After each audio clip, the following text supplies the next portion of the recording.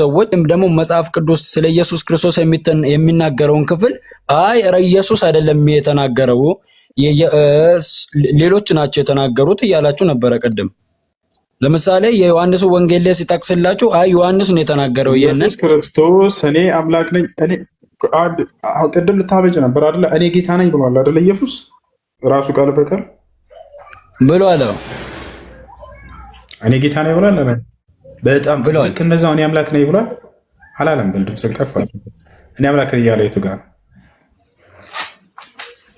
ጌታ ነኝ ስላለ ጌታ ያስብለዋል? የቱ ጋር ወደ እሱ እንመጣለን። እኔ አምላክ ነኝ ብሏል ወይ ኢየሱስ? ጌታ ነኝ ብሏል። መልእክተኞቹ ደግሞ ስለ ኢየሱስ ክርስቶስ የተናገሩ መልእክተኞች ደግሞ አምላክ እንደሆነ መስክረዋል፣ ጌታም እንደሆነ መስክረዋል። አምላክ ነኝ አላለም አይደለ? ቃሉ ብሎታል። ቃሉ ስለሱ መስክሯል። አምላክ ነኝ አላለም አይደለ? ብሏል። ሁሱ እዚህ ካለ ጊዜ አምላክ ነኝ አላለም አይደለ? ብሏል።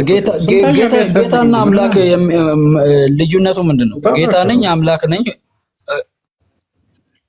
ዮሐንስ ወንጌል ምዕራፍ 13 ቁጥር 13 ላይ መምህርና ጌታ እንደው የሚለውን ክፍል መቼስ ታውቀዋለህ ብዬ አስባለሁ። ለሐዋርያቶቹ ሲናገር እናንተ መምህርና ጌታ እንደምትሉኝ እኔ መምህርና ጌታ ነኝ። እኔ አምላክ ነኝ ያለበትን ቦታ ነው። እኔ አምላክ ነኝ ያለበት ቦታ አለ። ጌትነቱን ትቀበላለህ? ጌታ ነኝ ያለበትን ክፍል ማለት ነው። ማስረዳለሁ። እሱ ሳይሆን አሁን እኔ አምላክ ነኝ አላለም አይደለ? አሁን ወደ ጌትነቱ ቀጥታ ልንሄድ ነው። መጽሐፍ ቅዱስ ስለ ኢየሱስ ክርስቶስ ጌትነትም አምላክነትም ይናገራል በግልጽ ማለት ነው። የቱ ጋር ነው እኔ አምላክ ነኝ ያለው? ቃል በቃል እኮ ኢየሱስ ክርስቶስ ጌታ ነኝ ማለቱ ጌታ ያስብለውም ብያለሁ እኮ ነው። አንድ ሰው አንተ አሁን ጌታ ነኝ ስላልክ ጌታ ያስብለም። እኔ አምላክ ነኝ አላለም አይደል? ኢየሱስ እኔ አምላክ ነኝ አላለም አይደል? አምላክ ነኝ ጌታ ነኝ ብሏል። አምላክ ነኝ አላለም ኢየሱስ አይደል? ዮሐንስ ወንጌል ምዕራፍ 13 ቁጥር 13 ላይ ከፈተልኝ። ዮሐንስ ወንጌል ምዕራፍ 13 ላይ ልከተው ኩዝ አምላክ ነኝ ብሏል። አምላክ ነኝ ብሏል።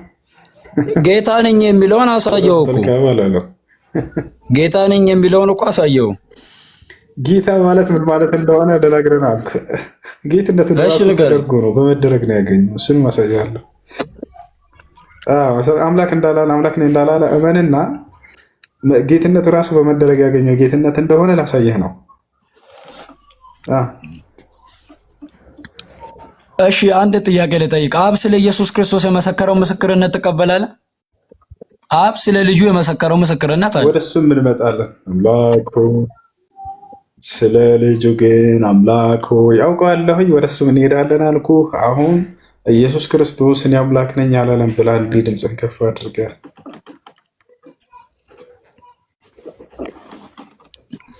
አይ መለስኩልህ እኮ የመለስክልኝ አይደለም እሱ አልመለስክም። እኔ አምላክ ነኝ አላለም ኢየሱስ ብለህ ድምፅን ከፍ አድርገህ ተናገር። ጌታ ነኝ ያለበትን ክፍል አሳየው። ቅድም ጌታ ኢየሱስ ቃል በቃል ጌታ ነኝ ያለበትን ክፍል አሳየ ያለች ነበረ። እሷም አንተም እንደዛ እያልክ ነበረ። አላልኩም። አንዲት ቦታ ነው አላልኩም። መቼም ማንም ሙስሊም እንዲህ ብሎ አያውቅም። እኔ አምላክ ነኝ ብሏል ወይ ኢየሱስ ክርስቶስ ነው የተባልከው? ስለ ኢየሱስ ክርስቶስ ጌትነትና ስለ ኢየሱስ ክርስቶስ እኮ አምላክነት እኮ ነግሬያለሁ። ማለት ኢየሱስ ጌታ ነኝ ብሏል። አምላክነቱን ደግሞ ከፈለክ ኢየሱስ አምላክ ስለመሆኑ የአምላክ መስፈርት አለው። የአምላክ መስፈርት አለው። ስለ አምላክነቱ ደግሞ ማየት እንችላለን። ኢየሱስ ክርስቶስ አምላክ መሆኑ የአምላክ ባህሪያት ኢየሱስ ክርስቶስ እኔ አምላክ ነኝ ብሏል። እኔ አምላክ ነኝ ብሏል ኢየሱስ። መልሼልሃለሁ እኮ አምላክ ነኝ ብሏል።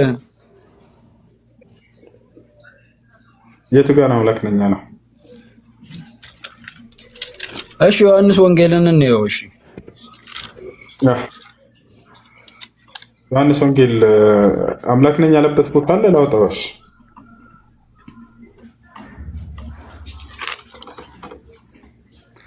የትኛው ጋር ነው? እኔ አምላክ ነኝ አለ። የዮሐንስ ራእይ ምዕራፍ 1 ቁጥር 8 ላይ ኢየሱስ ነው እዛ ጋር እኔ አምላክ ነኝ እያለ እየተናገረ ያለው። እየተናገረ እንደሆነ እናየዋለን። ማን እየተናገረ እንዳለ ማለት ነው። በእርግጥ መጽሐፉን የጻፈው ወይንስ አይደለም እኮ እሱ የተናገረበት ኢየሱስ የማን ንግግር እንደሆነ እናየዋለን። ላንብብልህ ያለውና የነበረው የሚመጣውም ሁሉንም የሚገዛ ጌታ አምላክ አልፋና ኦሜጋ እኔ ነኝ ይላል። እኔ ነኝ ይላል የሚለው ቃል እየተናገረ ያለው ማን ነው? እየተናገረ ያለው ራሱ ኢየሱስ ክርስቶስ ነው። ኢየሱስ ክርስቶስ የተናገረውን ደግሞ የጻፈው ደግሞ ሐዋርያው ዮሐንስ ነው። ማን ጻፈው አላልኩም፣ ችግር የለውም። ማን ጻፈው አላልኩም። እየተናገረ ያለው ይሄን ቃል ያለውና የነበረው እያለ የሚናገረው ኢየሱስ ነው አይደል? ኢየሱስ ክርስቶስ ነው። በጣም ጥሩ ይላል አለ መጨረሻ ላይ ኢየሱስ ክርስቶስ። ስለዚህ የሆነ አካል እየተናገረ ክርስቶስ ያን እያደረሰልን ነው ማለት ነው። እኔ ነኝ ይላል። አሁን እዚህ ጋር ያለውና የነበረው የሚመጣውን ሁሉንም የሚገዛ ጌታ አምላክ አልፋና ኦሜጋ እኔ ነኝ ያለው እስከዚህ ድረስ የተናገረው ማን ነው? ጌታ። ይህንን ደግሞ የሚለው ማን ነው? ራሱ ጌታ። እኔ ነኝ ብሎ ዝም አላለም። እኔ ነኝ ብሎ ዝም አላለም። እኔ ነኝ ብሎ ዝም አላለም። እኔ ነኝ ይላል አለ ኢየሱስ። ማን ነው እያለ ያለው እያልኩ ኢየሱስን አሁን ልጠይቀው ነው። ማን ነው ያለው? ኢየሱስ። ማን ነው ለኢየሱስ ይሄን ቃል የሰጠው? እየተጠይቀህ ጊዜ ወደ ምዕራፍ 1 ቁጥር 1 ላይ ስትመለስ እግዚአብሔር ለኢየሱስ የሰጠው ቃል ይላል። ያ ሰላም። ስለዚህ እግዚአብሔር ነው እየተናገረ ያለው። ማስረጃ ስጠኝ።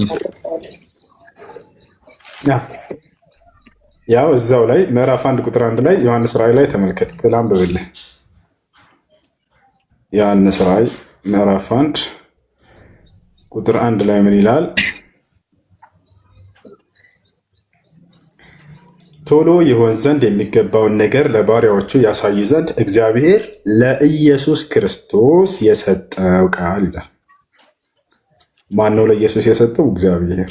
ስለዚህ ኢየሱስ እኔ አምላክ ነኝ ይላል እያለ ሲነግረን ጊዜ ማን ያለው ብለን ስንጠይቀው ማን የሰጠህ ይህን ቃል አንተ ኢየሱስ ስንለው እግዚአብሔር ነው አለ። ምዕራፍ 1 ቁጥር 1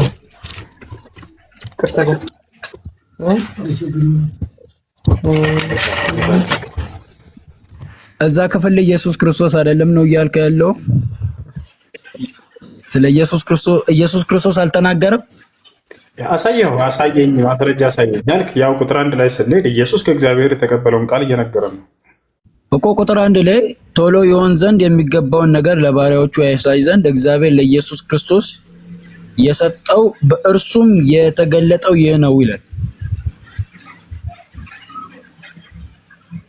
እግዚአብሔር ለኢየሱስ ክርስቶስ የሰጠው ቃል ነው።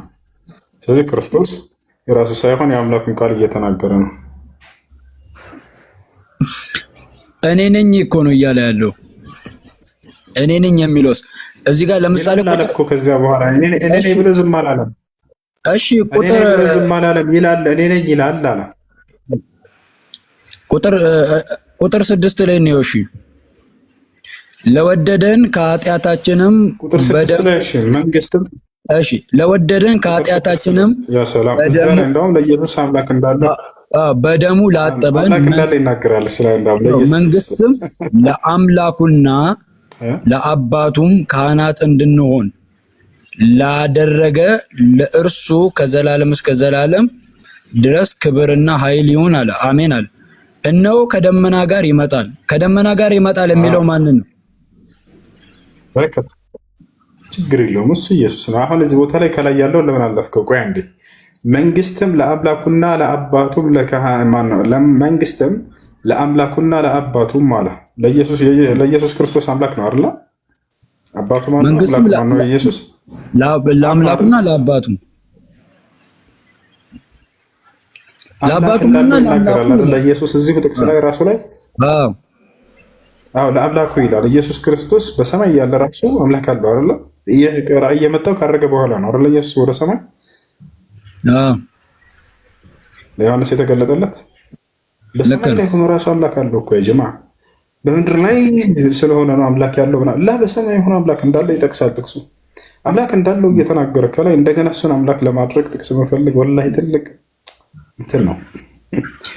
እሺ ይህን ይመስላል። ክርስቶስ እንዳጠቃላይ ለአምላኩ ይሰግድ ነበር አይደለ? በረከት ደግሞ ለአምላኩ ይሰግዳል። ኢየሱስ ይገዛለት ነበር አባቱ ስለሆነ። አምላክ ለአምላክ ይገዛል በክርስትና ኢየሱስ ክርስቶስ ሰው ሆኖ በመካከላቸው ሰው ሆኖ ወደ ምድር ስለመጣ ለአምላኩ ታዟል፣ ተገዝቷል። ለአባቱ ለአምላኩ ተገዝቷል፣ ታዟል። አምላኬ ሲለው ግን ኢየሱስ ክርስቶስ አባቱን ወይም አባቱን አምላኬ ሲለው ፈጣሪ ነህ አስገኘኝ ማለቱ አይደለም። ለምሳሌ በመጽሐፍ ቅዱስ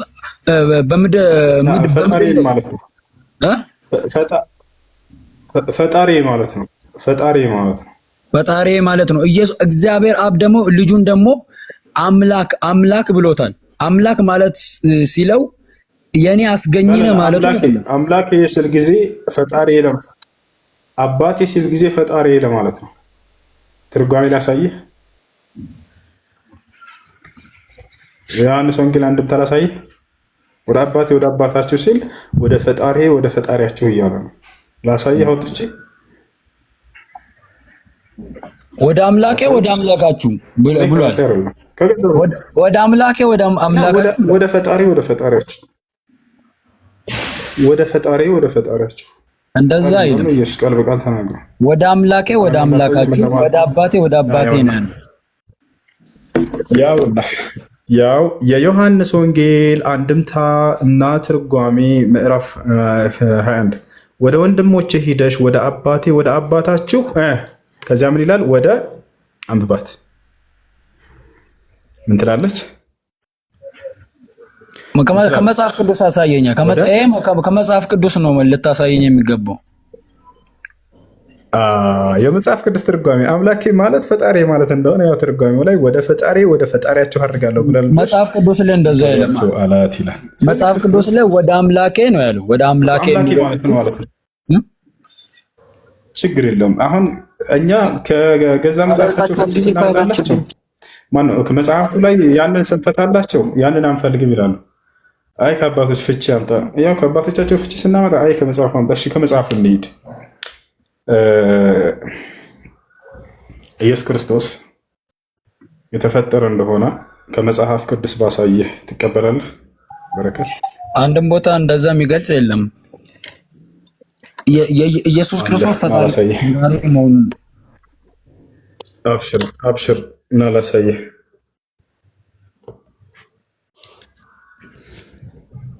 እሺ ያው እና እዚህ ጋር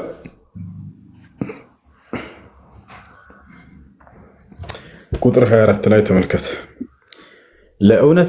ለእውነትም በሚሆኑ ጽድቅና ቅድስና እንደ እግዚአብሔር ምሳሌ የተፈጠረውን አዲሱን ሰው ልበሱት ይላል። እንደ እግዚአብሔር ምሳሌ የተባለው ማን ነው? እንደ እግዚአብሔር ምሳሌ አዲሱ ሰው ነው። በክርስቶስ ኢየሱስ አምኖ የተወለደ ክርስቶስን አይደለም የሚያሳየው። እዚህ ልበሱት የተባለው ማን ነው? ክርስቶስን ልበሱት የተባለው ማን? ጳውሎስ ማን ነው ልበሱት እያለ ያለው? ኢየሱስ ክርስቶስን ነው ልበሱት እያለ ያለው አይደለ? ልክ ነው። ኢየሱስ ክርስቶስን የተፈጠረ ብሎ ገለጸው። የተፈጠረውን አዲሱን ሰው ልበሱ።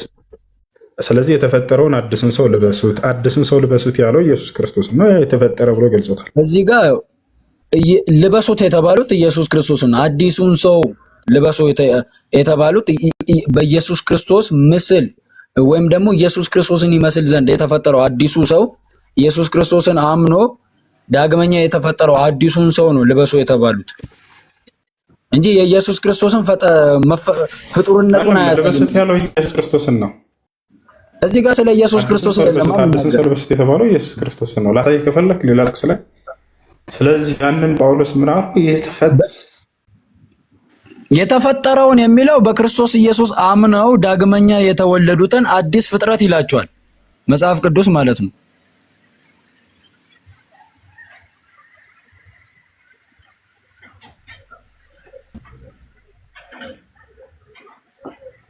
በረከት አለው። እዚህ ጋር ማለት ነው መናገር የምፈልገው ነገር በክርስቶስ ኢየሱስ ያመኑ ክርስቲያኖች አዲስ ፍጥረት ይባላሉ። በክርስቶስ ኢየሱስ አምነው የኢየሱስ ክርስቶስ ተከታዮች አዲስ ፍጥረት ይባላሉ። አሮጌው ነገር አልፏል፣ አዲስ ፍጥረት እንደሆኑ መጽሐፍ ቅዱስ ይናገራል። ስለዚህ ጳውሎስ አዲሱን ሰው ልበሱት ሲል አዲሱ በክርስቶስ ኢየሱስ የተፈጠረው አዲሱ ሰው አለ።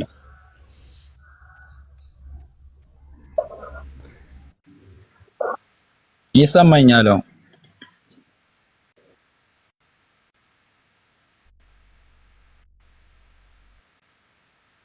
ስለ ኢየሱስ ክርስቶስ አይደለም የሚናገረው፣ ክፍሉ ስህተት አለበት። ስለ ኢየሱስ ክርስቶስ አይደለም የሚያወራው።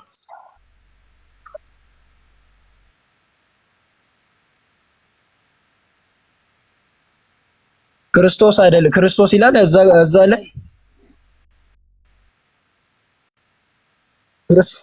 ክርስቶስ ፍጡር አይደለም ፈጣሪ ነው። ሞዴሬተሮች ፍጡር መሆኑን እናሳይሃ። ሁሱ መጣል ሁሱ ኔት ይዞ ነበር። እሺ መልካም ዮሐንስ እዚህ ጋር ፍጡር መሆኑን አንድ ጊዜ ለአንድና መጨረሻ ጊዜ እናሳይ። አንድ ክፈችለት ምሳሌ 8:22 ፈጠረኝ ብለን ቀን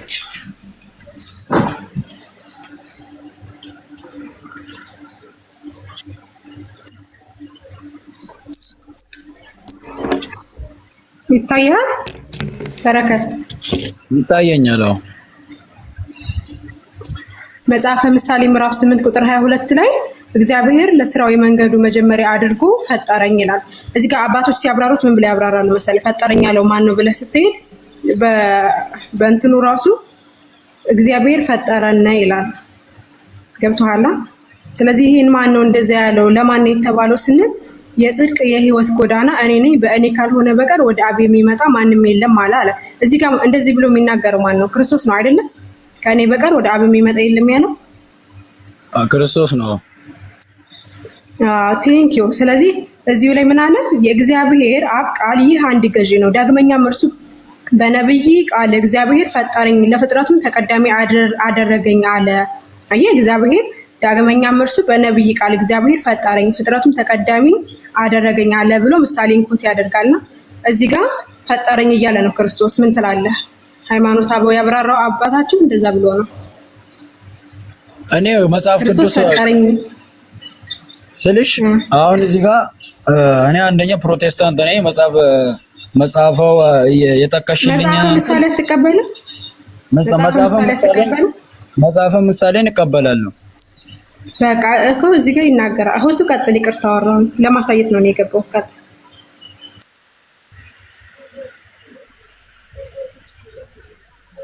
ሁሱ ኦኬ። ሁሱ ስትመጣ ግባ በመሃል። ታዲያ መጽሐፈ ምሳሌን ከተቀበልክ እኮ ፈጠረኝ እያለ እኮ ነው። አሁን እዚህ ጋር አንደኛ ነገር ቅድም የጠቀሰው ቆሮንቶስ ላይ የጠቀሰው አንደኛ ስለ ኢየሱስ ክርስቶስ በኢየሱስ ክርስቶስ አምነው ዳግመኛ ስለተፈጠሩት በመንፈስ ተወልዶ ዳግመኛ ስለተፈጠሩት የሰው ልጅ ነው። ስለ አዲስ ክርስቲያን ነው እየተናገረ ያለው አንደኛ ነገር ማለት ነው።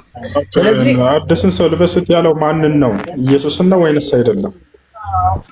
በኢየሱስ ክርስቶስ ምስል የተፈጠረውን አዲሱን ሰው ልበሱ ነው የተባለው። አይልም። በኢየሱስ ክርስቶስ ምስል የተፈጠረውን አዲሱን አይልም። ኢየሱስ ክርስቶስን ልበሱት ነው የሚለው ቃል በቃል። መጽሐፍ ቅዱስ እኮ ኢየሱስ ክርስቶስንም ልበሱት ብሎ ያዘናል እኮ። እዛ ጋር አንተ አሁን ኢየሱስ ክርስቶስ ፍጡር ነው የሚለው ጥቅስ የጠቀስከው ኢየሱስ ክርስቶስ ፍጡር ነው የሚለው ጥቅስ አይደለም፣ ወይም ደግሞ ኢየሱስ ፍጡር ስለመሆኑ የሚሰጥ ማስረጃ አይደለም ነው። እንዴት እንደሆነ ላስረዳ። የተፈጠረውን አዲሱን ሰው ልበሱት ይላል። አዲሱን ሰው ልበሱት የተባለው የእግዚአብሔር ምሳሌ ማን ነው? አዲሱ ምሳሌ በክርስቶስ ኢየሱስ የተፈጠረው አዲሱ ምሳሌ የሰው ልጅ ነው። ዳግመኛ የተፈጠረው ማለት ነው። ኢየሱስ ራሱ ነው። ራሱ ኢየሱስ ነው። ጥቅስ እንስጥህ።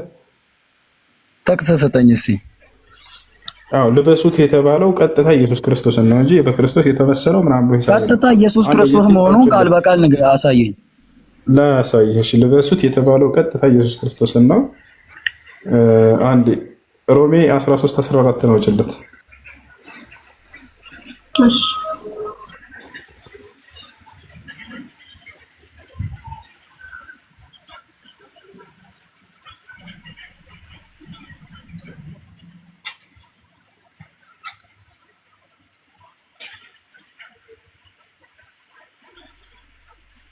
ይካይካል በረከት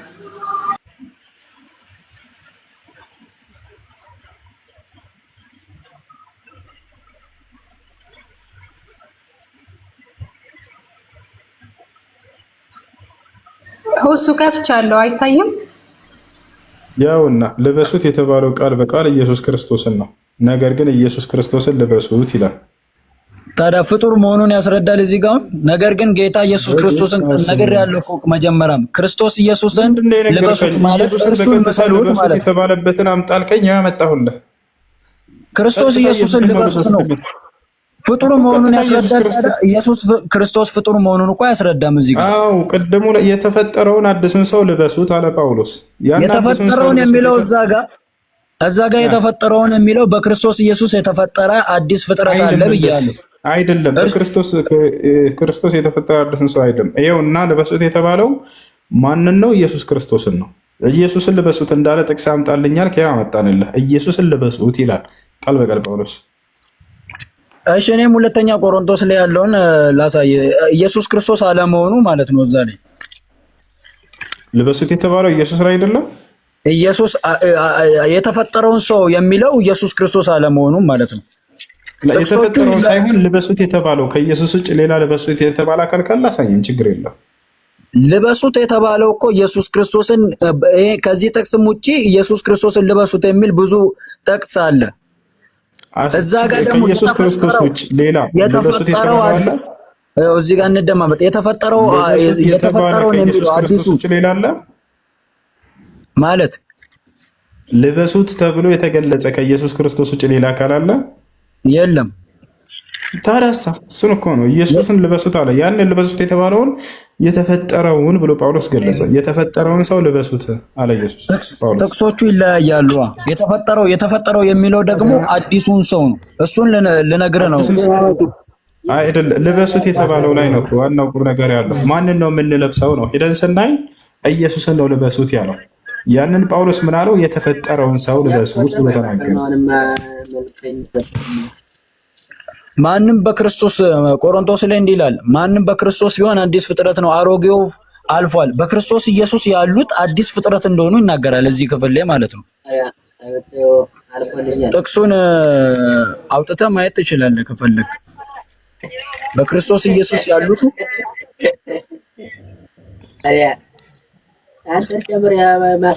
መጽሐፈ ምሳሌ ያለው ያነሳው ጥያቄ ምን ጥቅስ ላይ የት ይገኛል? 8:22 ላይ ፈጠረኝ ብሎ ቃል በቃል ይናገራል።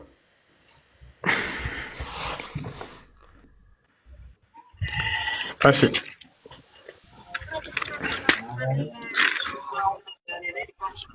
ጥቅሱ የምታውቀው ከሆነ ምናልባት ልታወጣው ትችላለህ። ጥቅሱን አሁን ቀጥታ እየወሰዳችሁ አትፍቱት። በመጽሐፍ ቅዱስ ቃል አሁን ቀጥታ ይፈታል። እሺ በፈቾች በሊቃውንቶች ቃል እንፍታ። በሊቃውንቶች አሁን ሲፈታ ወይም ደግሞ በአባቶቻችን እኛ እንደተማርነው ከሆነ እንደምናውቀው ከሆነ አሁን ኢየሱስን ልበሱት ሲል ወይም ልብስ ሆኖ ወይም ደግሞ እሱነን ልበሱት መባል አይደለም። ወደዚህ ምድር እሱ ሲመጣ ፍጹም አምላክ ፍጹም ሰው ሆኖ የተገለጠና እሱን ልበሱት ሲባል እሱን የሚያደርገውን ሁሉ ተመልከቱ፣ እሱን የሚያደርገውን የእሱን ስራ ሁሉ ስሩ። ጌታችን ኢየሱስ ክርስቶስ ወደዚህ ምድር ሲመጣ እንደ ሰው ሆኖ ያሳለፈው ቦታ እኮ አይደለም፣ የማርያም ነች። የስብከት ቦታ አይደለም፣ ቤተክርስቲያን አይደለም። የሆነ ቃል ተናገርና ከዚህ ሐሳብ እንስጣ። ፍጹም ሰው ፍጹም አምላክ ሆኖ ነው የመጣው አልከን። የቱ ጋር ነው ፍጹም ሰው ፍጹም አምላክ ነኝ ያለው ኢየሱስ ክርስቶስ?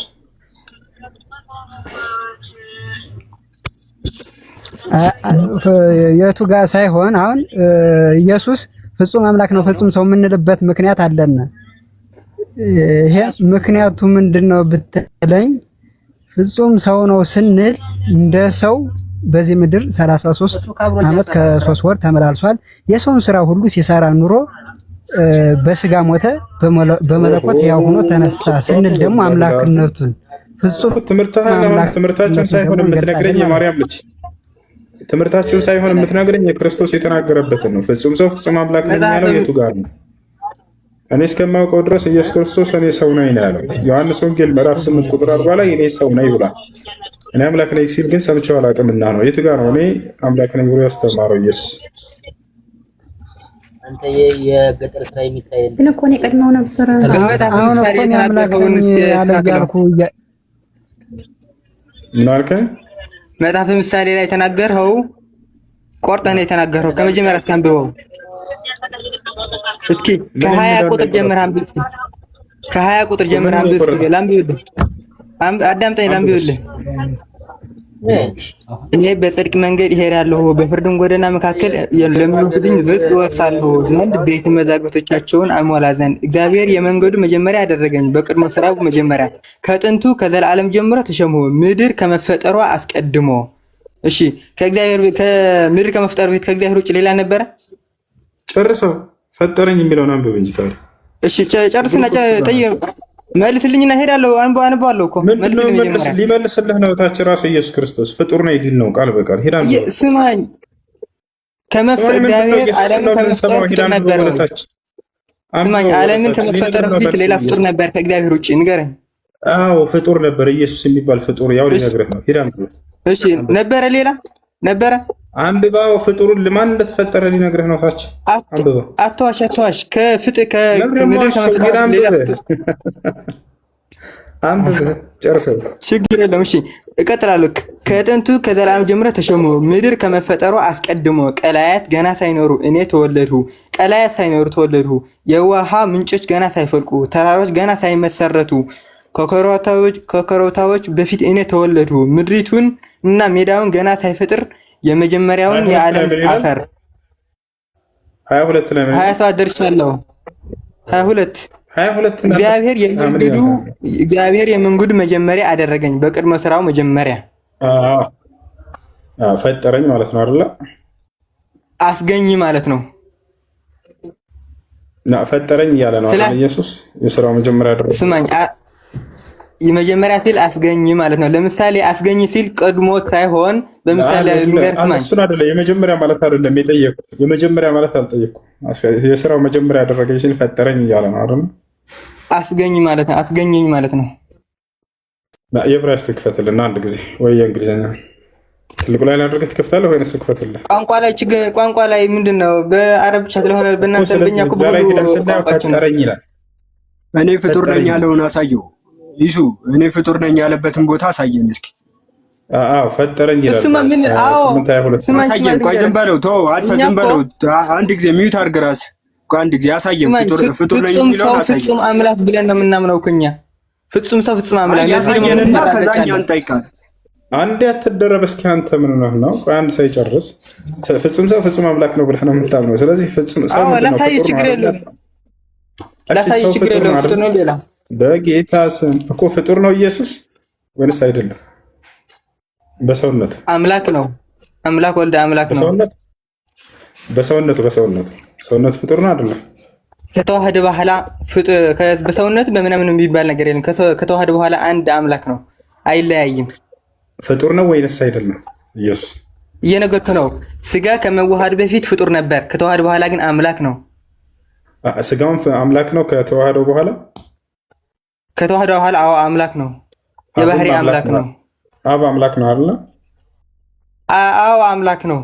ወልድም አምላክ ነው። አምላክ ነው። መንፈስ ቅዱስም አምላክ ነው። አምላክ ነው። አንድ አምላክ ነው።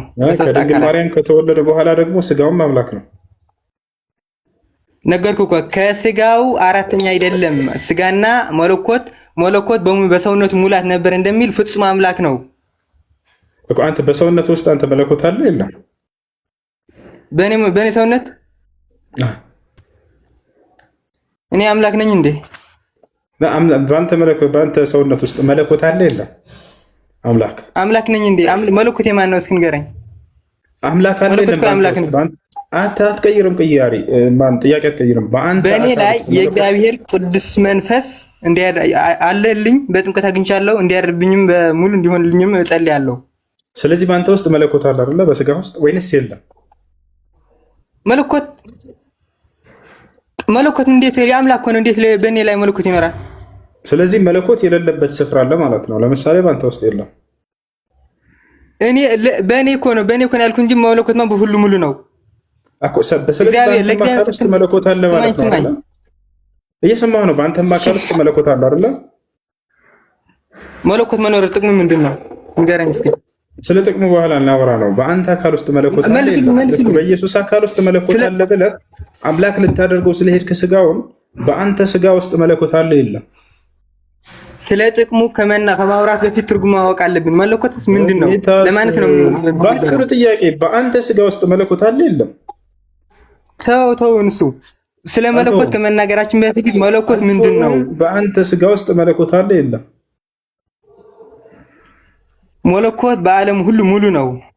ስለዚህ በአንተ ውስጥ አለ መለኮት አይደለ? አንተም አምላክ ሊሆን ይሄልች። ምክንያቱም በስጋ ውስጥ መለኮት አለ። ኢየሱስ ክርስቶስንም በስጋ ውስጥ መለኮት ስላለ አምላክ ነው አለ። በአንተ ስጋ ውስጥ መለኮት አለ ወይ ስለው አዎ አለ አለ። ግን ራሱን አምላክ መሆኑን አይቀበልም። ይሄልች አምላክ ነህ አይደለም አንተ። ምክንያቱም በአንተ ስጋ ውስጥ መለኮት አለ። እኔማ ፍጡር ነኝ፣ እንዴት አምላክ ሆናለሁ? በስጋ ውስጥ እኮ መለኮት አለ። እግዚአብሔር ዓለም ስለፈጠረ በሁሉ ዓለም አለ። ኢየሱስ ክርስቶስ ሲነገር ግን መለኮት በሰውነቱ ሙላት ነው የሚለው። በኢየሱስ ክርስቶስ መለኮት ሙላት ነው። መለኮት አለ እኮ ታዲያ አመንክ እኮ። ስለዚህ አንተም አራተኛ ሥላሴ ነህ ማለት ነው። አንተ ራስህ ስማኝ፣ እግዚአብሔር ዓለም ሙሉ ስለሞላ በዓለም ሁሉ አለ። ዓለም አይደለም ጥያቄ፣ ስለአንተ ስጋ ዓለም ላይ አይደለም ያለው። ስለ አንተ ስጋ ነው የምጠይቀው። በአንተ ስጋ ውስጥ መለኮት አይደለ? ስለዚህ አንተም መለኮት ተዋህደዋልና ስማኝ፣ በዓለም ሁሉ ስላለ የእግዚአብሔር መለኮት በዓለም ሁሉ አለ። በእኔም በሁሉም ሰው የእግዚአብሔር መለኮት አለ። በዓለም ሁሉ እግዚአብሔር አይደለም። ጥያቄን ትመልሳለህ? ስማኝ አትበል፣ ዝም ብለህ ስማና መልስ። በአንተ ስጋ ውስጥ መለኮት አለ አይደለ? ወይንስ የለም? የለም በለን ከሌለ አለ ካልከን አንተ አራተኛ ሥላሴ ልትሆን ነው። በሙሉ ስጋ ውስጥ መለኮት ምን ማለት ነው?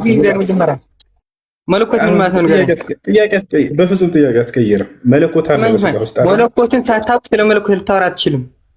የታድርግ እሺ፣ ከላይ መለኮት ምን ማለት መልስልኝ እንጂ ሜት አድርግ። እሺ፣ ሰላም ነው? አማን ነው ያለናል። ኢየሱስ ክርስቶስ አምላክ ነው በሚገባ። ሞቷል? አምላክ ነው በሚገባ። አምላክ ሞቷል? ስለ አምላክነት አይደለም የምናወራው፣ ስለ ሞት ነው የምናወራው። አምላክነቱን ሳንግባባ ሞቷል ውስጥ ደረሰ። አምላክ ከሞተ ነገሩ አለቀ ማለት ነው። አምላክ ሞቷል ስላንተ እሱ አይደለም ጥያቄው እኮ። ጥያቄውን ግልጽ አድርግልኝና አምላክ ሞቷል አልሞተም አይደለም እኮ። ጥያቄው አምላክ ነው አልክ አይደለ? አምላክ ሞቷል ወይ? አጭር ጥያቄ። ሞቶ ነበር ተነስቷል። አላሁ አክበር። አምላክ ሞቷል። በክርስትና የሚሞት አምላክ። እሺ፣ ያ አምላክ በሞተ ጊዜ ሌላ ያልሞቱ አምላኮች አሉ የሉም? ጥያቄው አይደለም ኢየሱስ አምላክ ነው ወይ ነው ጥያቄው። እሱ ነው ጥያቄው። ይገባል መልስ። አንዱን አምላክ አሁን ገደልን፣ አሁን ሁለቱ ይቀሩናል። ሁለቱ አምላኮች ሞተዋል። ያልሞቱ ሁለት አምላክ አሉ የሉም? በመጀመሪያ ስለ ኢየሱስ አምላክነት እንነጋገር ነው ያልኩት። እሱን ጨረስን እኮ። ሞተ እኮ እሱ ሞተብን። አልጨረስንም። መቼ ወረንና ነው የምንጨርሰው? ወይስ እሱ ጨረስኩኝ። ከሞተ አልፈልግም። ከዚያ በኋላ የሚሞት አምላክ የለም። አሁን የማይሞትን ሁለቱን እናውራባቸው። ያልሞቱ ሁለት አምላኮች አሉ አይደለ? አንዱ ሲሞት አይደለም ይሱ አንድ ጊዜ የምሰማ ከሆነ አንተ የመረጥክ ስለሆነ ጥቅስ የምታነበው እኔ አሁን አንተን ለማስረዳት ጥያቄ ነው እየጠየቀኝ። አይ ቅድም ስትግባባ ስለሰማሁህ ነው ማለት ቅድም አሁን ጋር አልኳል። አሁን ከአንተ ጋር ነው እያወራሁኝ ያለሁት። እኔም እኮ ክርስቲያን አንዱ አምላክ ምድር ላይ ሲሞት እንዲህ በፈጣሪ ስም አሁን ከሞተ በኋላ ስለሞተ አምላክ ነው ብዬ ከዛ በኋላ አልከራከርም። ነገሩ አለቀ በቃ። ቆይ አንዴ እኔን አሰማኝም። አንድ ጊዜ እኔ ሺህ ዓመት እኮ አላወራም። አንድ ጊዜ ሰማኝ። ጥያቄ ልትመልስ ጥያቄ አንተ ስለ ሰውነቱ ጥቅስ እየጠቀስክ ለልጆቹ ነገርካቸው አይደለ? አልፈዋል እነሱ ልጆች። አሁን ከአንተ ጋር እያወራን ነው። እኔ እናንተ ጋር አሁን ትኩረት አድርግና ከኔና ከአንተ ጋር አወራ። እኔ ሎጂክ አላወራም። በመጽሐፍ ቅዱስ ዙሪያ ከሆነ ጠይቀኝ። ሎጂክ ግን እንደ መጽሐፈ ነው እየመለስክልኝ ያለው። አሁን አምላክ ሲሞት ጊዜ አምላክ ሞቷል ወይ አልኩህ። አዎ ሞቷል አልከኝ። ሞቷል። አምላክ በሞተ ጊዜ ያልሞተ ሌላ አምላክ አለ የለም? ቀረማ በመጽሐፍ ቅዱስ ዙሪያ የምትጠይቀኝ ከሆነ ጠይቀኝ። ሎጂክ እኔ ለአንተ አልመልስልህ። እሺ በቃ በመጽሐፍ ቅዱስ ዙሪያ አንዱ አምላክ በሞተ ጊዜ ሞቷል ስላልከኝ ቅድም ያልሞተ ሌላ አምላክ አለ ወይስ የለም? ይህም ሎጂክ ነው የጠየቅህ። ለምሳሌ እኔ አሁን አንተ በምትጠይቀው መሰረት ቁርአን ከሰማይ ወርዷል እንዴት ሊወርድ ይችላል ብዬ አየው ሎጂክ ነው ማለት ነው። ይሄ ፈጣሪ ስለ አምላክ ነው እያወራሁኝ ያለሁት አሁን። እሺ አብ የሚባል አምላክ እንደዚህ አይነት ጥያቄ ነው ጠየቅ ያለው። እሺ እንደ መጽሐፍ ቅዱስ አብ የሚባል አምላክ አለ የለም? በመጀመሪያ አምላክነቱ ላይ እንግባባና ከዛ እንሄዳለን። ሞቷል አልሞተም? አብ አምላክ ነው አይደለም? እሺ አብ አምላክ ነው አይደለም? ሶስት አካል አንድ መለኮት። እሺ ማን ናቸው እነዚያ ሶስት አካሎች? አብ ወልድ መንፈስ ቅዱስ። እሺ ወልድ ሞቷል አይደለ? ወልድ የሚባለው አምላክ ሞቷል አይደለም? ሞቶ ተነሳ። ሞትን አሸነፈና ድል አድርጎ ተነሳ። ሞቷል አትበል እና አልሞተም እኮ። ሞቷል ብላ አታስቀረው። መነሳቱንም ተናገር። ለምንድን ነው ሞቱን ብቻ ስትናገር? ግን ሞቶ ነው አይደል የተነሳው? በጌታ ስም አዎ ሞቶ ተነሳ። በጣም ጥሩ። እሺ ሞተ። እሺ አብ የሚባለው አምላክ ሞቷል አልሞተም? አብ አልታየም፣ በሰማይም በምድርም አልታየም። የተገለጠው በስጋ የተገለጠው አምላክ ኢየሱስ ክርስቶስ ብቻ ነው። ስለዚህ አብ የሚባለው አምላክ አልተገለጠም። አልተገለጠም? አልተገለጠም። እሺ መንፈስ ቅዱስ የሚባለው አምላክ ተገልጧል አልተገለጠም? መንፈስ ቅዱስ ማለት ሰራጺ ማለት ነው። ሰራጺ ማለት ደግሞ ተገልጧል አልተገለጠም ነው ጥያቄ። መንፈስ ቅዱስ በአካል አልተገለጠም። በመንፈስ ግን ከክርስቶስ ላይ ተገልጧል። በጣም መለኮት አንድ ነው። ገብቷል? ስለዚህ አልተገለጸም። ያልተገለጹ ሁለት አምላኮች ያዝ። እሺ አንተ ነህ ይሄን ያልከው። ለዛ ነው ሎጂክ እኔ ከአንተ ጋር አላወራም ያልኩት።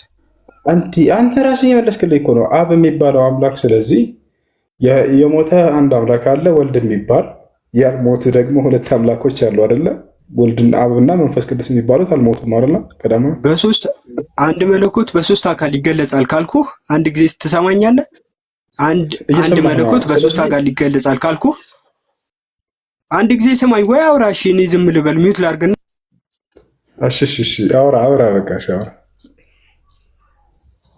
ባባ እንጂ አንድ መለኮት በሶስት አካል ይገለጻል ካልኩህ አንዱን ለመለየት የምታደርጉት ነገር እናንተ እኮ አሁን ሰውነቱን እኮ እኛ አልካድንም። ሰው ነው በቃ እንደ ሰውኛ ተመላልሷል ካልኩህ ከነዛ ከሁለቱ አካሎች ለማሸሽ የምሞክሩት ነገር በጣም ልክ አይደለም። እናንተ ይሄ ሙስሊሞች ናችሁ ብዙ ጊዜ የመረዳት እንትን ላይ በጣም ችግር ያለው ማለት ነው። ማለት እዚህ ጋር አንዱ አካል በስጋ ተገለጠ ካልኩህ አይ ሰው ሆነ በቃ አልነህ እኮ። እኛ እኮ ራሳችን ክርስቲያኖች እኛ ኦርቶዶክሶች እኮ ሰው ሆኗል እግዚአብሔር ሰው ሆነ ብለን እያመንን ራሳችን እኮ እየነገርን ነው። ለምን ሰው ታመልካላችሁ ትሉናላችሁ?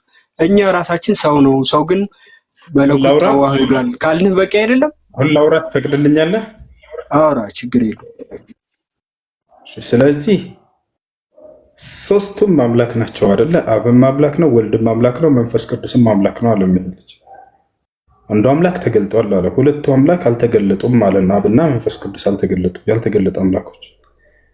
እሺ አንዱ አምላክ ሞቷል አለን በምድር ላይ። ማን የሚባለው? ወልድ ሞቷል አለን። አብና መንፈስ ቅዱስ የሚባሉት ሁለቱ ደግሞ አምላኮች አልሞቱም ማለት። አንደኛው አምላክ በስንት መከራ ተገለጠ ተባለ። ያን የተገለጠውንም ሰዎች ገደሉት። ሁለቱ አምላኮች ተገልጠዋል አልተገለጡም ማለት እና ስለዚህ እነዚህ ሞተ ተነሳ አልኩ አይደል እንዴ? ገደል ማን? ክርስቶስን ማን ነው ያስገረፈው እና ያሰቀለው? አይሁዶች ናቸው። ዲያብሎስ ነው አይደል? ሰይጣን ያስገረፈው አይሁዶች በአይሁዶች አስቡት። ሰይጣን አምላክን ሲያስገርፈው ሰይጣን ማለት ነው። ስለዚህ ነው ጥያቄው ወይ ምንድነው? አትጠይቁም ወይ? ደህና ጥያቄ ካለ ጠይቁ፣ ወይ ደግሞ እኔ የክርስቶስን አምላክነት በሚገባ ላስረዳ። መቃለቀ እኮ ከሞተ ምን ይሰራል? ምን ትሰራለህ? እናንተ ለምንድን ነው እናንተ ጥቅስ አሁን ወደ አምላኬና ወደ አምላካችሁ ይሄዳሉ? ይሄን አምላክ እንዴት ታመልካለህ ነው አሁን የኔ ጥያቄ። ከዚህ በኋላ ምን ትሰራለህ? እኔን እያልከኝ ነው እንዴ? እኔን እኮ ማመልከውን አንተ አትነግረኝም ወይ ደግሞ እንዴ? አንተ ነገርከኝ እኮ ሞት አምላክ ያልከኝ እኮ። አሁን እንዳናስተዛዝን ለአምላክ እንዘን አይባል። እኔ ለምን ታመልካለህ? የሚሞት አካል ነው የምልህ። ከዚህ በኋላ ለምን ታመልካለህ? መሞቱ ማን ነው የነገረህ? ቆይ አንድ ጊዜ ለአንተ መሞቱ ማን ነው የነገረህ? አንተ ራሱ ነገርከኝ ቅድም። ሞቷል አምላክ ያልከን እኮ ከእኔ ሳሰማ በፊት ማን ነገረ መሞቱን አልኩ። ችግር የለውም ስለ ሌሎቹ በኋላ እናወራለን። አሁን ካንተ አረ መልስልኝ እንዴ! ወይ መመለስ ካልቻልክ ንገረኝ። አንተ መሞቱን ማን ነገረ ከኔ ውጭ አለ? ከኔ ውጭ አረ ሞት አምላክ ምንም እውቀቱ አይታየኝም። አሁን ያንተ ማለት ነው። ለምን መሰለህ የምጠይቀን እየመለስክልኝ አይደል? አንተ ራስህ የመለስክልኝ እኮ ነው እየተናገርኩ። ማን ነገረህ በሞቱን አልከኝ። አንተ አልኩህ። ለኔ ማን ነገረኝ? ለኔ ማን ነገረኝ? አንተ የማይነገሩህን እዛው ጠይቃቸው። እኔ ግን አንተ ነው ያገርኩኝ። ቅድም አምላኬ ሞቷል መጽሐፍ ቅዱስ ስታወራ ነበረ። ለምሳሌ መጽሐፍ ቅዱስ እንደሞተ መጽሐፍ ቅዱስ ይናገራል አይደል? እንደተነሳም መጽሐፍ ቅዱስ ማሳነብ እኔ ቆይ መጽሐፍ ቅዱስን ሳነብ አምላክ እንደማይሞት ነው የነገረኝ። ይሄን አሁን አንተ አታውቅም። አንተ አታውቅም? አዎ አምላክ እንደማይሞት ይናገራል መጽሐፍ ቅዱስ። ምን ትላለህ አንተ? ደግሞ አምላኬ ሞቷል ብለህ ታምናለህ። ከመጽሐፉ ተቃራኒ ናቸው ክርስቲያኖች ብለው። ለዚህ ነው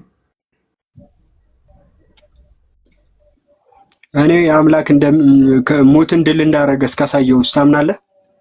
አምላክ አይሞትም ሲጀመር እያልኩ ሞትን ድል አድርጓል አምላክ ትላለህ እንዴ? ሲጀመር አይሞትም ይላል መጽሐፉ። ስለዚህ አትቀበለውም። ስለዚህ አትቀበለው። ሐዲስ ኪዳን አትቀበልም ማለት ነው አንተ። አይሰማም ሰውየው። አምላክ አይሞትም ይላል መጽሐፉ። ጭራሽ ስለመነሳቱ ታሪክ የለም እዛ። አምላክ ተነሳ ታሪክ የለም እዛ። አዲስ ኪዳን ላይ ነው አሁን አምላክ አይሞትም የሚለው ወይስ ብሉይ ኪዳን ላይ? አዲስ ኪዳን ላይ። አዲስ ኪዳን ላይ ማን ነው ይሄን የሚናገረው? መጽሐፍ ቅዱስ አዲስ ኪዳን ላይ እኮ ማን ነው ይሄን የሚናገረው ነው ያልኩህ። ጳውሎስን ከሰማህ ለምን ጳውሎስ የተናገራቸው ሌሎች ንግግሮች ለምን አታምነውም? አንተ ይችን ብቻ ለምን ሰማህ? መርጠህ ነው የምትሰማው? የትኛው ንግግር? እግዚአብሔር በስጋ የተገለጠ አምላክ እንደሆነ ጳውሎስ ይናገራል። ጌታዬ አምላኬ ክርስቶስ ጌታዬ እያሉ ብዙ ሐዋርያቶች ተናግረዋል። ለምን መርጠህ ነው እንደምትሰማው? ቅድም አልተገለጠም እግዚአብሔር አላልክም እንዴ? ክርስቶስ በስጋ እንደዚሁ ቁጭ ብላ 1300 ሰው ሊሸውድ ነው እንዴ? በስጋ የተገለጠ አምላክ ነው ብዬ ተናገርኩኝ። ቀጥታ ጥቅሱ ላይ አውራ፣ ያነሳው ጥቅስ ላይ አውራ። አይደለም እየዋሸህ እኮ ነው። 1300 ሰው ቁጭ ብለን ልትዋሽ ነው እንዴ? 1300 ተውና ያነሳው ጥቅስ ላይ አውራ። ወዴትም አትሂድ። እግዚአብሔር አልተገለጠም አላልክም ቅድም? እግዚአብሔር አልተገለጠም ብያለሁ። አዎ ብለሃል። በፈጣሪ ስም እግዚአብሔርም በጣም ውሸታሞች ናቸው። ከሶስቱ አካል አንዱ ተገልጧል ብዬ አልተናገርኩም እንዴ? ለሻውር ነው እንዴ? 1300 ሰው ቁጭ አብ አልተገለጠም ብለሃል አይደለ? አብ አልተገለጠም። ሁለት አካሎች በስጋ አልተገለጡም። አንድ ወልድ በስጋ ተገለጠ አልኩ አይደለ? አንዴ አዳምጥ። አብ አልተገለጠም ብለህናል አይደለ? አንድ መለኮት በስጋ ይኸውልህ፣ ሰማኝ። አንድ መለኮት በሶስት ስጋ በሶስት አካል ተገለጠ። አብ አልተገለጠም ብለህናል አላልክም? አዎ ብያለሁ። በጣም ጥሩ። ከአብ ውጭ እግዚአብሔር የተባለ አካል አለ መጽሐፍ ቅዱስ ላይ? ኢየሱስ ክርስቶስ እኔ እግዚአብሔር ነኝ ብሏል? አዎ በስነ ስርዓት ተብሏል። በቃ መጽሐፍ ቅዱስ የምትቀበል ከሆነ ካልመረጥ ኢየሱስ ክርስቶስ እኔ እግዚአብሔር ነኝ ያለበት ቦታ የቱ ጋር? እኔ እግዚአብሔር ካላለ ያው ጳውሎስ እግዚአብሔር አይሞትም ካልክ ከጳውሎስ ነው እግዚአብሔር እንደማይሞት ያወቀው አይደል? ሰማኛ እግዚአብሔር ነኝ ያለው የቱ ጋር እኮ? ሚውት አድርግና ሰማኛ። አንድ ጊዜ አስጨርሰኝ። እኔ ላውራ እኮ ላሳየ ነው። ኢየሱስ ክርስቶስ እኔ እግዚአብሔር ነኝ ያለበት ላንብበው። ጥቅስ ነው እኮ አስጨርሰኝ። አንድ ጊዜ አስጨርሰኝ። ጥቅስ ነው ፈልገው። ኢየሱስ ክርስቶስ እግዚአብሔር ነኝ። እሺ የቱ ጋር? የትኛው ወንጌል ላይ? ክርስቶስ እግዚአብሔር እንደሆነ ተናግረዋል ሰዎች። ኢየሱስ ክርስቶስ ራሱ እግዚአብሔር ነው ብሏል። ነቢያት ራሱ እግዚአብሔር እንደሆነ ተናግሯል። ኢየሱስ ክርስቶስን እግዚአብሔር ነው ብሏል አላለም? በል ድምፅህን ከፍ አድርግ። ራሱ እግዚአብሔር ክርስቶስ እግዚአብሔር እንደሆነ ተናግሯል አልኩ አይደለም እንዴ? ጥቅስ እሱ ልንመጣ ነው። ኢየሱስ ክርስቶስ እኔ እግዚአብሔር ነኝ ብሏል። አዳም ኢየሱስ ክርስቶስን እግዚአብሔር ነው ብሏል አላለም እንዴ? እየነገርኩህ አይደል እንዴ? ከሱ ምስክርነት እግዚአብሔር ራሱ ክርስቶስ እግዚአብሔር ነው አለው እያልኩ ከሱን ጀምር። ኢየሱስ ክርስቶስ እኔ እግዚአብሔር ነኝ ብለዋል ወይንስ አላለም? አላለም። በለው እውነት መስከር። ስለዚህ አንተ እየመረጥክ ነው የምትሰማው ማለት ነው። ስለዚህ እዚህ ጋር ማወቅ ካልፈለግ ስለዚህ አስወርደኝ በቃ። የመረጥክ ምናምን የሚለውን ተው እና መልስ የለኝም በለው። እውነታው ኢየሱስ ክርስቶስን እግዚአብሔር ነው ብሏል። መልስ አለኝ፣ በሚገባ መልስ አለኝ። ግን አንተ ልትሰማኝ አልቻልክም። 5 ደቂቃ ወይ አዳምጠኛ። ጥያቄው ምንድን ነው? እሺ አዳምጠኛ። እንዴት በእግዚአብሔር እንደው ምን ብዬ ነው የጠየቅኩህ? ምን ብዬ ነው የጠየቅከው? ክርስቶስ እኔ እግዚአብሔር ነኝ ወይ ብሏል ወይ አልክ? አዎ በጣም ጥሩ። አሁን ጥያቄን አግኝተዋል። መልሱን ንገረኝ። ኢየሱስን እግዚአብሔር ነኝ ግን እኔን አንድ ጊዜ አስጨርሰኝ። አንድ ጊዜ ፈጣሪ ሌላ ወሬ ታወራ ሳይሆን አብሏል ካልከኝ ጥቅስና ምዕራፍ ስጠንና እናማውጥሰና አንብበው። እሺ እሰጣለሁ። ይኸው እዚህ ላይ ልስጥ። ቆይ ታገስ። ችግር የለም።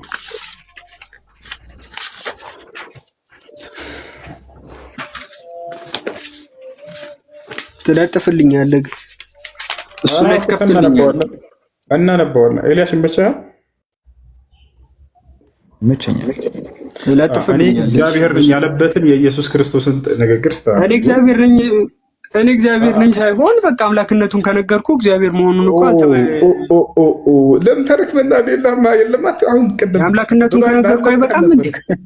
አይበቃም እንዴ? አምላክነቱን ከነገርኩ እኔ እግዚአብሔር ነኝ ብሏል ብለህን ነበርኩ። እንዴ ልናወጣ ያው ተዘጋጅተን ትልቁ ላይ አድርጌው ልክ ረበፈጣሪ እንዲመለስልህ አልፈለግም ማለት እኮ ነው።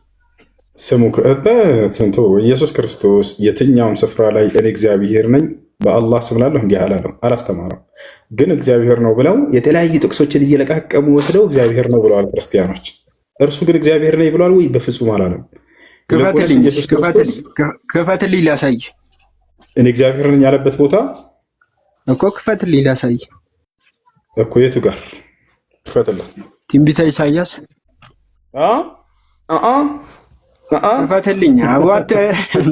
ክፈትልኝ እንጂ አከፍቱትም እደነግጣለህ። አከፍተው አንዴ ኢየሱስ ነው የተባልከው ጥያቄ እንትን አታድርግ። አከፍተውም አያረለ ክፈተው። ለ1400 ሰው እንደዚህ አታጭበል። ክፈተውና ይሁት።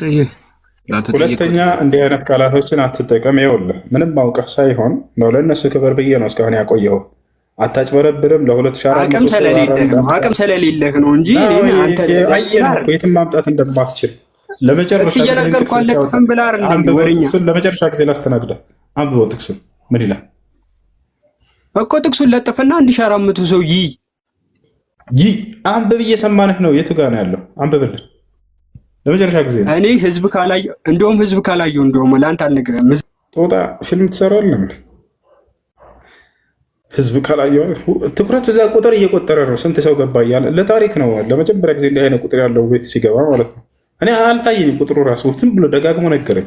1400 ገቡ፣ 1300 ገቡ እያለ ይቆጥራል። የኢየሱስ ክርስቶስን አምላክነት ያስረዳል ብዬ እኔ ማለት ነው። ለካ እዛ ስንት ሰው ገባ እያለ እየቆጠረ ነው። እንዲህ ቅድም ለጠየቀን ጥያቄ ልመልስልህ። ጥያቄው ምን ነበር? ድገመውና ስለ መለኮት አለ፣ በአንተ ላይ መለኮት አለ ምናምን ስትል ነበር። እሺ አምላክ ሁሉም ቦታ አለ ብለህ ታምናለህ አይደለ? አዎ ሁሉ አለ። በአንተ ውስጥ አምላክ መለኮት አለ የለም? በጸጋ አለ። በአንተ ውስጥ ያለው መለኮት በጸጋ ነው የሚል የት ጋር ነው ያለው? ሁለተኛ ቆሮንቶስ ምዕራፍ 1 ቁጥር 4 ክፈትልኝ። ምን ይላል? አንብበው ንገረን። ችግር የለውም።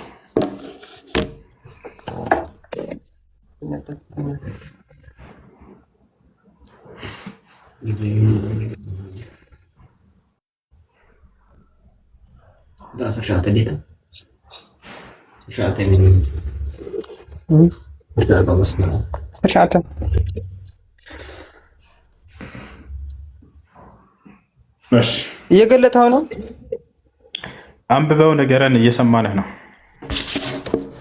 ስለማይመቸኝ እኮ ነው። ግለጠው እንጂ እዛ እንዴት ልወጣ ነው? እሺ በቃ ችግር የለውም። እናንብብልህ። ምዕራፍ ስንት ቁጥር ስንት? ሁለተኛ ቆሮንቶስ ምዕራፍ 1 ቁጥር 4። ሁለተኛ ቆሮንቶስ ምዕራፍ 1 ቁጥር 4 ነው። እርሱ በመከራችን ሁሉ ያጽናናናል። ስለዚህም እኛ ራሳችን በእግዚአብሔር የምንጽናናበት መጽናናት በመከራ ሁሉ ያሉትን ማጽናናት እንችላለን ይላል። ከዚያስ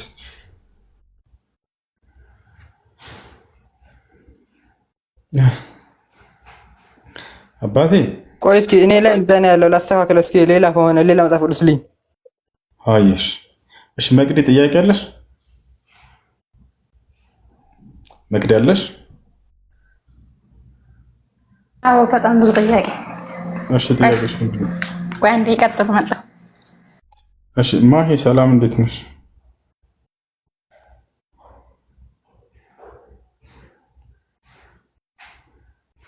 ማሂ ያለሽ ከላይ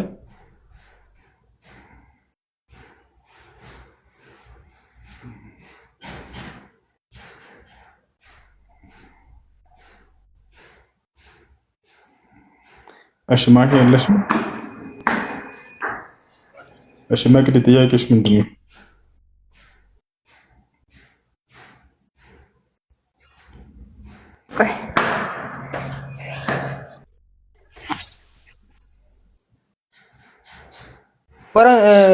ጴጥሮስ ነው። ሁለተኛ ጴጥሮስ ነው። እሺ ሁለተኛ ጴጥሮስ ስንት ላይ? እዛ ላይ 1:4 ሁለተኛ ጴጥሮስ ምዕራፍ 1:4 ስለ ክፉ ምኞት በዓለም ካለው ጥፋት አምልጣችሁ ከመለኮት ባህሪ ተካፋዮች በተስፋ ቃል እንድትሆኑ በእነዚያ ክብርና በጎነት የተከበረና እጅግ ታላቅ የሆነ ተስፋን ሰጠን አለ። እሺ እዚህ ላይ ምን አገኘ? ይሄ በእኛ ላይ ያለው እኛ ላይ ያለ መለኮት በጸጋ ተካፋዮች ነን ደግሞ በጸጋ ነው። በኢየሱስ ክርስቶስ ያለው ግን በቆላስይስ 2:9 አይደለ? ምን አለ እዛ? ይኸው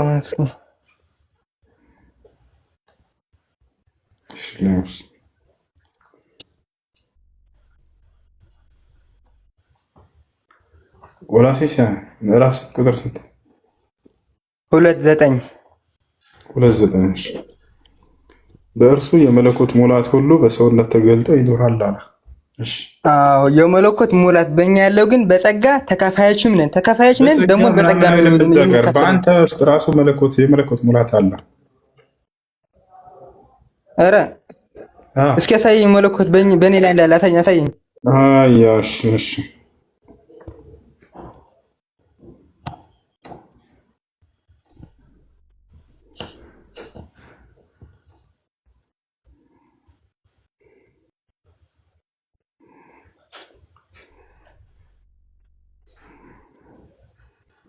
መጽሐፍ ቅዱስ ይዛል መጽሐፍ ቅዱስ። እሺ ንገረኝ። እሺ ሞባይል ይዣለሁ ንገረኝ። ቆላስይስ ምዕራፍ 3 ቁጥር 16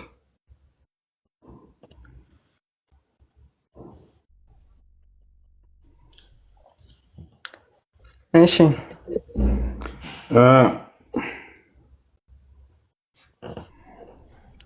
ላምብልህ አንብብ።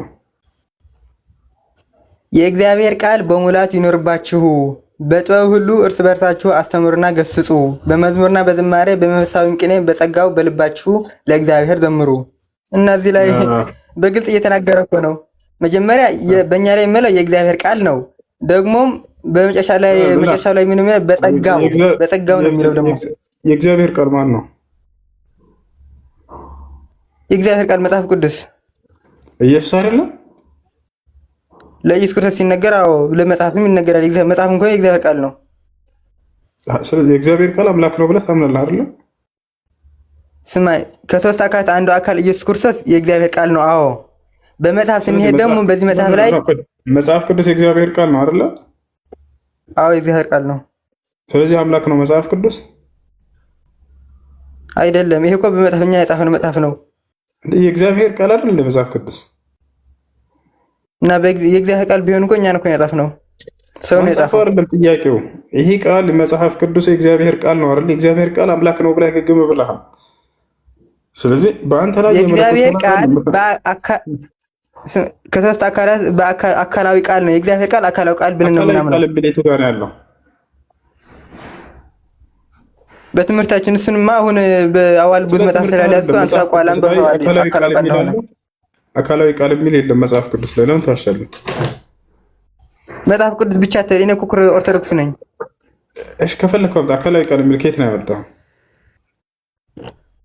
ነገርኩ እኮ አሁን አልያዝኩም። አንተ ግን አንብበኸዋል። የት እንዳለ ታውቀዋለህ። ታመጣለህ? የለም እንደዛ የሚለው መጽሐፍ ቅዱስ ላይ አካላዊ ቃል የሚል በፍጹም የለም። ውሸት ነው። ችግር የለውም። ሌላ እናውራና እመጣልሃለሁ መጨረሻ ላይ። እሺ ስለዚህ በአንተ ውስጥ መለኮት አለ አይደለ? በጸጋ ተካፋይ እሱም ተስፋ ነው የተሰጠን። በአንተ ውስጥ በመለኮት ያለው በጸጋ ነው የሚል የለም። እስካሁን ድረስ አላወጣህም። ተካፋዮች ነን እኮ የሚልህ ምንድን ነው? ተካፋዮች ምንድን ነው? እሱን ትጠይቀኛለህ በኋላ። በእኛ ውስጥ መለኮት አለ። እሺ አንድ ጊዜ ላይ በሁለተኛ ጴጥሮስ 1:4 ላይ ያለው የመለኮት ተካፋይ የሚልና በቆላስይስ 2:9 የመለኮት ምራት በሰውነት አለ ልዩነት አለው የለውም? በኋላ እናወራለን። ስለሱ ትጠይቀኛለህ። ግን መልስልኝ እንጂ እንዴ አሁን እንዳታፈጣኝ ብለህ መልስልኝ። እንዳታፈጣኝ ጥያቄ አትጠይቅም እኮ አባቴ። እሱማ እመጣለሁ። አሁን ያልኩህ ነገርኩህ እኮ አሁን አላልኩም። እየነገርኩህ እኮ ነው። አዳምጥ። ለምን አታዳምጥም ታዲያ? ከተናገርክ በኋላ በእኛ ውስጥ መለኮት ያለው በጸጋ ነው የሚል ቃል ልታመጣ አልቻልክም። እንደዛ የሚል በፍጹም የለም። ያ ነው። እሺ ችግር የለም። እሺ የጸጋ የሚለው የለም። እሺ በጸጋ ተካፋይ ይችላል አይልም? ከሌለ ታዲያ አለ ብለህ አታምጣ። ታዲያ ከሌለ የለም ነው ማለት ያለብህ። ችግር የለም። እሺ እሷ ተጻፈችም። እሺ እዛ ላይ አልተጻፈችም። እሺ ችግር የለም ብሎ ማለት የለም። እሺ ያንተ ኢየሱስ ክርስቶስ የክርስቶስ አምላክነት እንደው ልቀበልህ እንኳን ብንል አምላክ ነኝ ባይልም እንዳንተ ሀሳብ እንዳው ብንሄድ የጸጋ አምላክነት እንጂ የመለኮት አምላክነት የለውም። እሱ ራሱ መጀመሪያ የጠየቁን መልስልኝና ጠይቀኛለህ። የጠየቁን መልስ መጀመሪያ እየመለስኩልህ ነው። የእርሱ አምላክነት የጠየቁን መልስልኝ ቢባል እንኳን ሁለተኛ አታዳምጥም እንዴ? ከጠየቅ በኋላ አዳም አንተ ማዳምጥ እንጂ አንተ ብቻ ከሆነ አይደለም የምታወራ። እኔም እኮ ላወራ ነው እዚህ ቆም። ምንም ማድረግ አይቻልም። ማዳመጥ አይፈልግም። ይኸውልህ እንቀበል አልኩ፣ ችግር የለውም። እሺ አምላክ ነኝ ባይልም ኢየሱስ ክርስቶስ ብንቀበላችሁም አልኩ ብቀበልህም አልኩ አምላክነት ለሁለት ከፍሎ ያስቀምጠዋል መጽሐፍ ቅዱስ። የጸጋ አምላክነት አለ። ሙሴ አምላክ ነው አይደለም? ና ቤተናሳ ለምሳሌ እንድትረዳ ይሰማል። ሙሴ አምላክ ነው አይደለም? የጸጋ አምላክ ነው። የጸጋ አዎ። የክርስቶስ አምላክነትስ አምላክ ነው? ክርስቶስ አምላክ ነው። ምን አይነት አምላክነት ነው የእርሱ አምላክነት? የአምላክነት አምላክ ሰው የሚገዛለት የሚያመልከው ለራሱ የሚገዛ አምላክ አለ የለውም? ኢየሱስ ስማ፣ ዝም ብለህ አንተ እንደፈለከው ልትወስደው ትችላለህ። በመጽሐፍ ላይ ምናምን እሺ፣ የክርስቶስ ራሱ የሚያመልከው አምላክ ካለው የእሱ አምላክነት የጸጋ አምላክነት ነው እኮ ማለት ነው። ሌላ አምላክ የለም። ከማን ሌላ? ከኢየሱስ ሌላ? አዎ፣ ከኢየሱስ ሌላ አምላክ የለም። አብ አምላክ ነው አይደለም? ኢየሱስ ስማኝ፣ ኢየሱስ ቃል ነው አይደለ? ስማኝ፣ ኢየሱስ ቃል ነው አይደለም? ኢየሱስ ቃል ነው አይደለም? መልስልኝ። አብ አምላክ ነው አይደለም? ሌላ አምላክ የለም ከኢየሱስ ውጭ ስላለ እንድመልስልህ ኢየሱስ ቃል ነው አይደለም? መልስልኝ። አንተ እንደገና ጥያቄ በመጠየቅ ሳይሆን አብ አምላክ ነው አይደለም? እውነትን ልንገርህ በጣም የምታውቅ መስለኝ ነበር ከእፎይ ጋር ሳይ። አሁን እኔ እንኳን ማሸነፍ ያልቻልክ እንዴት ነው አንተ? እኔ እንኳን ማሸነፍ እንዴት ነው አንተ? አይሽ ማሂ ሰላም፣ እንዴት ነሽ? እሺ መቅዲ ጥያቄሽ ምንድን ነው? አይሽ እሺ፣ እንዴት ናችሁ? ሰላም ነው? አልሐምዱሊላህ። በዚህ አጋጣሚ እሱ አድናቂ ነኝ ማለት ብትግስት በጣም ደስ ይለኛል። እና ወደ ጥያቄ ልግባ። እሺ ጥያቄሽ ምንድን ነው? አንደኛው ነገር ያኔ የእስልምና መሰረቱ ምንድን ነው? የእስልምና መሰረቱ የትእዛዛት ሁሉ ፊተኛና መጀመሪያ የሆነው አንዱን አምላክ ያንን አንዱን አምላክ በብቸኝነት ማምለክና መገዛት ነው። ነቢይ ሙሐመድ ሰለላሁ ዐለይሂ ወሰለም ማስረጃ ሲናገሩ ቡኒየል ኢስላም ዐላ ኸምስ ሸሃደተን ላ ኢላሃ ኢለላህ። የእስልምና የመጀመሪያው ትእዛዝና መሰረት አንድና ብቸኛ የሆነውን አምላክ በብቸኝነት ማምለክና መገዛት ነው አለው። ይህም የነቢያቶች ሁሉ ትምህርት እንደሆነ ታውቃላችሁ። ስለዚህ የመጀመሪያው እስልምና መሰረት አንድና ብቸኛ የሆነውን አምላክ ማመን፣ እርሱን በፍጹም በብቸኝነት መገዛት ይህ ነው። እሺ ከነቢዩ መሐመድ በፊት የነበሩ ነቢያቶች ያንን እንዳስተማሩ እንዴት ነው ማወቅ የሚቻለው? ማለት ቁርአን የመጣው በኋላ ነው። ከዛ በፊት የነበሩት እንደዚህ ብለው ነበር ለማለት ምን ማስተማመኛ አለ? አለ መጽሐፉ ላይ እስካሁን ድረስ ክርስቶስ ጋር መጣና ሰውየው ጠየቀው፣ መምህር ሆይ የዘላለማዊ ሕይወትን ወይንም መንግስተ ሰማያትን ማግኘት ብፈልግ ምን እንዳደርግ ትመክረኛለህ ሲለው ትእዛዛትን ጠብቅ አለው። ከዚያ ክርስቶስ የትእዛዛት ሁሉ ፊተኛና መጀመሪያይቱ እስራኤል ሆይ ስማ ጌታ አምላካችን አንድ አምላክ ነው ብለህ ማመንና አለው። ቀጥታ ነቢይ ሰለላሁ ዐለይሂ ወሰለም ያን የነቢያት መንገድና መጥተው ያስተማሩት አዲስ መንገድ አላስተማሩ። የትእዛዝ ሁሉ ፊተኛና መጀመሪያው አንድና ብቸኛ የሆነውን አምላክ በብቸኝነት ማምለክ ነው ብለው አስተማሩ እርሳቸው። ሙሴም ይሄን ያስተማረው። ስለዚህ ኢየሱስ ክርስቶስ ለእናንተ ማለት ኢየሱስ ክርስቶስ ለእናንተ ያኔ ነብይ ነው ማለት መጽሐፍ ቅዱስ በሙሉ ያስተማረውን ተቀበላላችሁ? ላ በዚያ ውስጥ ከክርስቶስ ያስተማራቸው ትክክለኛ ትምህርቶች ካሉ እነሱ እንቀበላቸዋለን። ክርስቶስ የአምላክ መልእክተኛ ነው፣ ነብይ ነው። አንዱን መርጦ አንዱን ትቶ አይሆንማ። እንቀበላለን። የትኛውን እንቀበል?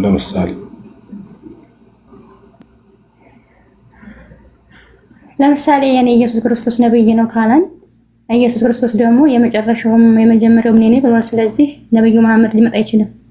እዚህ ጋር ዘጋው። ምንድነው የመጀመሪያው የመጨረሻው ነው ያለው? ምንድነው ነብይነትን እኮ አይደለም እንደዛ ያለው። አውስማ አምላክነትን ነው ግን ለአምላክነትንም አይደለም። አምላክ እንዳለው ነው ያስተማረው ኢየሱስ ክርስቶስ። እሺ ካንተ ያንን የኢየሱስ ክርስቶስ አምላክ ተቀበለዋለህ? 17 ላይ ክርስቶስ ዮሐንስ ወንጌል ምዕራፍ 17 ቁጥር 3 ላይ አንድና ብቸኛ እውነተኛ አምላክ አንተ ነህ ብሎ ወደ አምላኩ አመላክቷል። ዮሐንስ ወንጌል ምዕራፍ 20 ቁጥር 17 ላይ ያንን አምላኩ ነው ተቀበለው ወደ አምላካችሁ አድርጋለሁ ብሎ አምላክ እንዳለ አስተምሯል። ማን የኢየሱስን አምላክ ተቀበለዋለህ? ማን አሁን የኢየሱስን አምላክ የአብርሃም የይስሐቅ የያዕቆብን አምላክ የኢየሱስን አምላክ አላህን በደንብ እቀበላለሁ። እግዚአብሔር አምላክ ነው ብሎ አላህ አባቴ ሊባል ይችላል። የኢትዮጵያ ክርስቲያኖች ናቸው እግዚአብሔር አምላክ ነው ለአምላክ እግዚአብሔር ነው ብሎ ኢየሱስ አላስተማረም። ኢየሱስ አምላክ አላህ ነው ብሎ ያስተማረው። አላህ ማለት እኮ የአረበኛ ቋንቋ ስለሆነ ነው እንጂ ወደ ሌላ ቋንቋ ቢተረጎም ትርጉሙ ሌላ ነው። ምሳሌ ፈጣሪ እንደማለት ነው በአማርኛ አይደለም። በኢየሱስ ክርስቶስ ቋንቋ ሲናገርበት ሲያስተምርበት በነበረው ቋንቋ የአምላክ ስም አላህ ነው። አላህ ነበር። እናሳይሽ። እሺ ኤልያስ ይመቻል ለማውጣት ይመቸኛል። ኤልያስ ይመቻል። አንድ የኢየሱስ አምላክ አላህ እንደሆነ አሳይታለሁ። እሺ ከማሂ በላይ ያለህ ልጅ ሰላም ብያለሁ። አረጋና ጥያቄ አለ። ይሰማል? እሺ ሰላም ይሰማል። ሰላም እንዴት ነህ? ደህና አለን ሰላም ነው አለ አልሐምዱሊላህ። እሺ እንትን ሸሃዳ ለመያዝ ነበር የገባሁት። እሺ እስልምናን መቀበል ፈልገህ ነው? ነበር የገባሁት። እሺ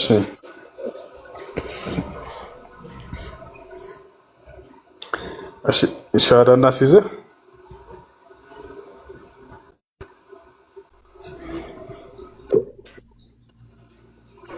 እሺ ያው ስለ ኢስላም ባጭሩ እናስረዳ። እስካሁንም ስንናገር ሰማ ይሆናል እስከዛሬ። ኢስላም ማለት አምላክ በነቢያት በኩል ያዘዘው ብቸኛው መለኮታዊ ሃይማኖት ነው። አምላክ እነ ዲን ዐንደ ላህ አልኢስላም ይላል። ከእኔ ከአምላካችሁ ዘንድ ትክክለኛው ሃይማኖት እስልምና ሃይማኖት ነው ብሎ ተናግሯል። ነቢያቶችም ልክ እንዲሁ ኢስላምን እንድንከተል አዘዋል። ለምሳሌ ያዕቁብ ኢነላህ አስጠፋ ለኩም ዲነ ፈላ ተሙቱነ ኢላ ወአንቱም ሙስሊሙን ብሏል። እነሆ አምላክ አላህ አንድ ሃይማኖትን እስልምናን መርጦላቸዋል። አደራ ልጆቼ ሙስሊሞች ናቸው እንጂ አትሞቱ ብሎ ተናግሯል። ይህ ነው ኢስላም። አምላክ በእርሱ በኩል በነቢያት በኩል ያዘዘው ሃይማኖት እንደሆነ በርካታ ቦታው ላይ ይናገራል። የእስልምና ሃይማኖት የመጀመሪያው አስተምህሮ ያን አንድና ብቸኛ የሆነውን አምላክ በብቸኝነት ማምለክ ነው፣ በእርሱ ላይ ቅንጣትን ሳናጋራ ማለት ነው። ይህን ይመስላል። ሻሃዳ ለመያዝ ዝግጁ ከሆን ከኔ ጋር አብረኸኝ ትላለህ።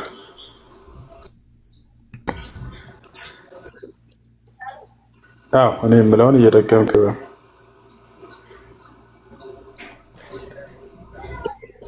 አሽሃዱ አላ ኢላሃ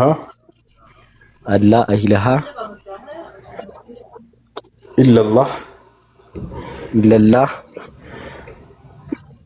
ወአሽሃዱ ደደብ ነው ሲጀመር። ዝም ብለህ እዚህ ለላይቭ ብርን መሰብሰብ ያድርገው። መጽሐፍ ቅዱስን መጀመሪያ መጽሐፍ ቅዱስን ወደ መጽሐፍ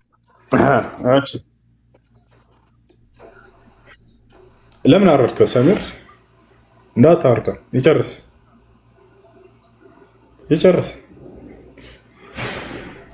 ለእምነታችሁ ምንም ክብር እንደሌላችሁ እያስረዳችሁ እንደሆነ ታውቃላችሁ። ምክንያቱም የሻሃዳ ቃል ማላችሁ ማለት ወላሂ ከክርስትና ወጣችሁ ማለት እኮ ነው። አሁን ያልከው ቃል አሽሀዱ አን ላ ኢላሀ ኢለላህ ማለት ከአንዱ አምላክ ከአላህ በስተቀር ሌላ አምላክ የለም ብዬ መሰክራለሁ ብለህ ክርስቶስን አምላክነትን ካድክ። ለእናንተ እምነት ቀላል ነው አይደል? እምነትን መካድ። አንድ ሙስሊም አይታችኋል ለበቀለድ ብሎ ከእምነቱ ወጥቻለሁ ብሎ ሲናገር፣ ምክንያቱም እምነቱን አይክድም ያውቀዋልና። እየቀለዳችሁት ያላችሁት በእኛ ላይ መስላችሁ ነው አይደለ? ወላሂ አይደለ።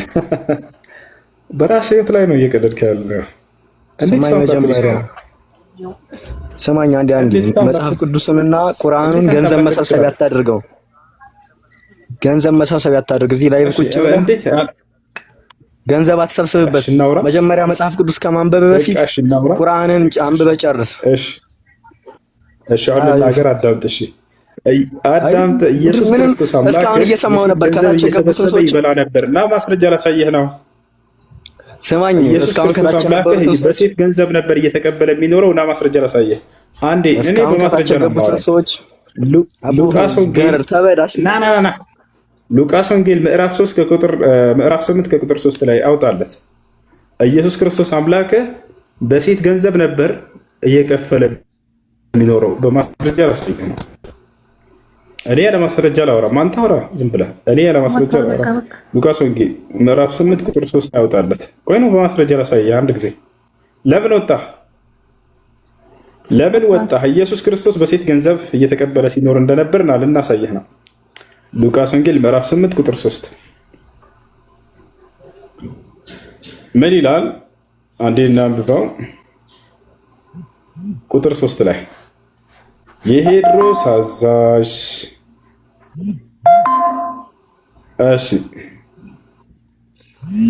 ምን አንዴ እንትን በለው። ቁጥር 2 አድርገው፣ ትንሽ ከፍ አድርገው፣ እንደዚህ አድርገው፣ ጠጋ አድርገው። ያ ቁጥር 2 ሴቶች እነርሱም 7 አጋንንት ያወጣላት መግደላዊት ማርያም የምትባል ማርያም፣ ቀጥሎ የሄድሮስ አዛዥ የኩዛ ሚስት ዮሐናም ሶስናም ብዙዎችም ሆነው በገንዘባቸው ያገለግሉት ነበር። አሜን ነው። አንተ አምላኪ ብለህ የምታምነው ነው የሴት ገንዘብ እየተቀበለ በእነርሱ ገንዘብ ሲኖር የነበረው። ገብቶሃል? ና ውሰድ፣ ሰብስበው ስርና አምላክህ የሴት ገንዘብ እየተቀበለ እየከፈለ ይኖር ነበረ። ያው በማስረጃ በገዛ መጽሐፍ ላይ የአንድ ሴት ብር አልነበር የሚቀበለው፣ የብዙ ሴቶች ገንዘብ እየተቀበለ ይኖር ነበር ብለው ሐዋርያቶቹ አጋልጠውታል። እዚህ ጋር ከይቅርታ ጋር ክርስቶስ ዒሳ ዓለይሂ ሰላም በፍጹም በሴት ገንዘብ አልኖረም፣ ሰርቶ ነበር የሚኖረው። ነቢያቶች ሰርተው ይተዳደሩ ነበረ። ገብተዋል። ነገር ግን መጽሐፍ ቅዱስ ላይ አምላክ ብለህ የምታስበው አካል ያው የሴት ገንዘብ እየተቀበለ በሴቶች ገንዘብ እየበላ ይኖር ነበር። ጭራሽ አጋንንት ያወጣላቸውና ገንዘብ ተቀብሎ ይበላል። አላህ ልሙስተዓን። ኤልያስ ቀጥልላቸው። እሺ መቅዲ የአላህ ስም ማን ነው? ኢየሱስ ክርስቶስ የአምላክ ስም አላህ እንደሆነ ያስተማረበት ቦታ ሊያሳይሽ ነው። ኤልያስ ቀጥልላት። እሱ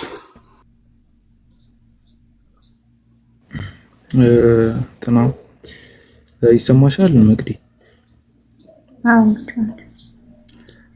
እሺ ኢየሱስ ክርስቶስ ማለት ነው የምን ቋንቋ ተናጋሪ እንደነበረ ታውቂያለሽ? ምን ተብሎ እንደሚታመን?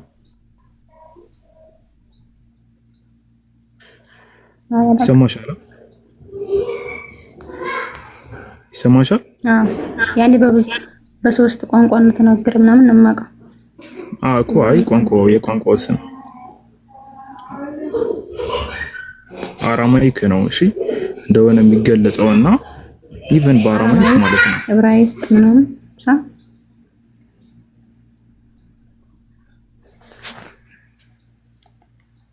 ከኔ ከናንተ ሸንከ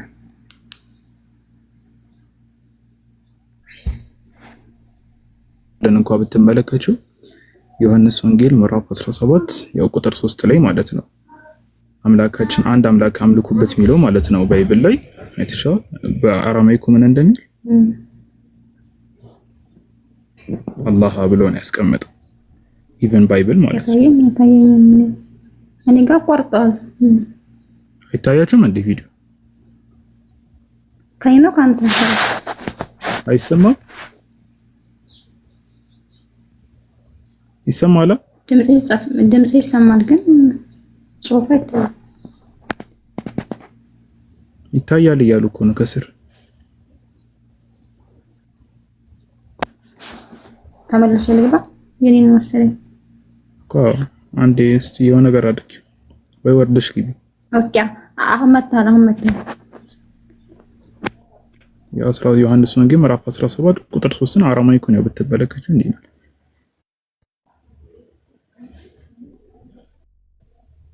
ወርዳለች አይ ቲንክ እና ብዙ ነው። ኢቭን አሁን ላይ ያለው ባይብል ራሱ እኮ ያው የአረብኛው አላህ ብሎ ነው የሚያስቀምጠው፣ ግን ኢቭን ኢየሱስ ራሱ በተናገረበት ቋንቋ አላህ ተብሎ ነው የሚቀመጠውና እግዚአብሔር የሚለውን ስም ሲጀመር ማለት ነው እንኳን ይቅርና ሙስሊሞች እንኳን ይቅርና ነብያት ማለት ነው ኢቭን ክርስቲያኖች ከኢትዮጵያ ውጭ አያውቁትም። ይነስ ታውቃላችሁ ከኢትዮጵያ ውጭ ኢቭን ኢትዮጵያ ውስጥ ራሱ ሁሉ ቦታ አይደለም እስከማቋረጥ የሚባለው እና ከኢትዮጵያ ውጭ ደግሞ ጭራሽ አይታወቅም። እግዚአብሔር የአምላክ ስም አይደለም ጀስት እነሱ የሰየሙት እና ይሄ ነው ማለት ነው። ሌላ ሰው ካለ አስገቡ ወይም ሐሳብ ካላችሁ ረያን ማሂር ማይብኑ ፉላን መቀጠል ትችላላችሁ። ከሌላችሁ ደግሞ ሌላ ሰው አስገቡ።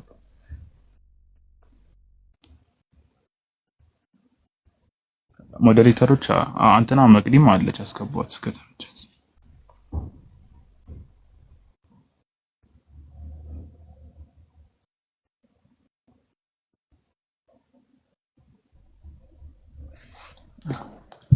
ጥያቄ አለሽ አቡ ዒምራን ወይ ጥያቄ አላችሁ? አቡ ዒምራን ግን አላወኩም። ምናልባት ቤተሰብ ሊሆን ይችላል የነዘለ ሰው ማለት ነው። እሺ አሁን የገባው ጥያቄ አለ?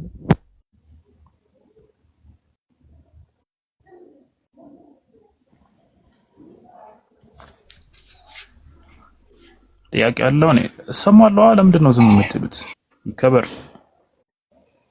አለው ይሰማል። እሺ እንዴት ነው? ሰላም። ጥያቄ አለ? አለኝ። እሺ ምንድን ነው ጥያቄ? ቅድም ላይ እግዚአብሔርን የእግዚአብሔር ነኝ ያለበት ኢየሱስ ክርስቶስ ያላችሁት ነበረ እያላችሁ ነበረ።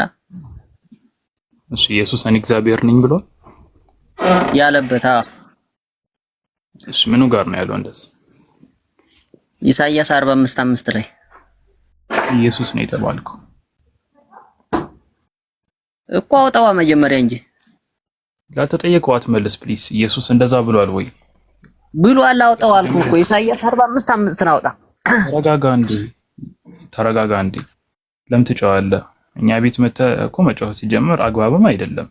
ሲቀጥል ደግሞ ኢየሱስ ነበረ እንዴ በብሉይ ኪዳን ዘመን? ትንቢት ነው እኮ ትንቢት አይደለም። አሁን እኔ ኢየሱስ እንደዛ ብሎ ተናግሯል ወይ ብዬ ነው የጠየቀው። ታዲያ ማን የተናገረው ይሄን? ኢየሱስ አልነበረም የዛኔ ሲጀመር። ምንድነው የምትለው? ኢየሱስ እንደዛ ብሎ ተናግሯል ወይ ነው ጥያቄው። እኔ እግዚአብሔር ነኝ ብሏል ወይ ኢየሱስ? በሚገባ እኮ ማስረጃ ካለ እሱን አቅርብ። ተረጋጋ። እኔና አብ አንድ ነን ብሏል። ለምሳሌ አልጠየቅኩም። እኔና አብ አንድ ነን ብለዋል ወይስ አላለም? አብዬ አልጠየቅኩም። የጠየቅኩህ እግዚአብሔር ነኝ ብሏል። ይሄ ማለት ምንድን ነው? ምን ማለት ነው? እግዚአብሔር ነኝ ማለት ነው።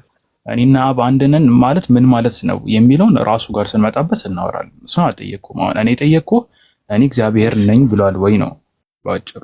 በሚገባ ብሏል። አዎ እሺ እሱ ማስረጃ ጥቀስ። ይሄው እኔና አብ አንድ ነን ማለት እኮ እግዚአብሔር ነኝ ማለት ነው ከገባ። አንተ ልጅ እየሰማኸኝ ነው አምልህን? እሱ ራሱን የቻለ ጥያቄ ነው። እኔና አብ አንድ ነን ምን ማለት ነው የሚለው ራሱን የቻለ ነጥብ ነው። አሁን እኔ ጠየቀው ኢቭን ማለት ነው። ስማኝ አንዴ ኢቭን እኔና አብ አንድ ነን የሚለው የኢየሱስን አምላክነት ቢያሲዝ እንኳን የኔ ጥያቄ እሱ አይደለም። ያሲዛል ወይ ሳያሲዝም አይደለም። የኔ ጥያቄ እግዚአብሔር ነኝ ብሎ ተናግሯል ወይ ወይም እንደዛ ብሏል ወይ ነው ኢየሱስ። ይኸውልህ እኔና በአንድ ነን ማለት እኔ እግዚአብሔር ነኝ ማለት ነው አልኩ። ታዲያ ከዚህ በላይ ምንድን ነው? በቃ ሚውት አድርገው። ሌላ ጥያቄ ካለ ቀጥል፣ ካልሆነ ሚውት አድርግ። ለምንድን ነው እንትን ግራ እንትን የምትል? ሌላ ጥያቄ አለ? ልክ እኮ ነው ያለው። አይሰማም? ምንድን ነው ያለው? አንተ አትወጣለትም እንዴ? ጥቅሱ ልክ እኮ ነው። አምላክ እንዳለ እኮ ሊነግርህ እየፈለገ ነው አይደል? እንዲያወጣና ጥቅሱን አሳየው። ምንድን ነው ያለው? ምንድን ነው ያለው? ተረጋግጠህ አዳምጥ። አንተ ራስህ ምን ብሎ ኢየሱስ አምላክ እንደሆነ አይደል ማወቅ ፈልገው? አንተ አይደለም፣ እሱን አልጠየቅኩም እኔ። ኢየሱስ አምላክ ነው ወይ ብዬ ጠይቄያለሁ። ምንድን ነው የጠየቅኩት እኔ? ኢየሱስ አምላክ ነኝ ወይ ብሏል ወይ ነው ያልኩት። እንደዛ አይደለም። ተረጋጋ። አንተ አሁን ገና ጥያቄው እንኳን ሳታዳምጥ ነው እየቸኮልክ ያለው። ጥያቄው እንኳን በስትክክል አላዳምጥም። እሺ ጥያቄው እኮ ጥያቄው ምንድን ነው ብለህ መጀመሪያ ጥያቄ ሳታዳምጥ አሁን ቸኮለ በሰው መሀል ትገባለህ። ሱብሃንአላህ። ሚዩት አድርግ አንተ ራስህ። ቀጥል። አንተና ይቅርብኝ ነው ማን ነው ስምህ?